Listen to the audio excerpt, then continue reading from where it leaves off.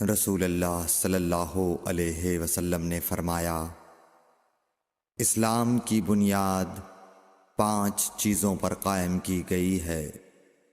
اول، گواہی دینا کہ اللہ کے سوا کوئی معبود نہیں اور بے شک حضرت محمد صلی اللہ علیہ وسلم اللہ کے سچے رسول ہیں، اور نماز قائم کرنا اور زکوٰۃ ادا کرنا اور حج کرنا اور رمضان کے روزے رکھنا۔ صحیح بخاری حدیث نمبر 8۔ نبی کریم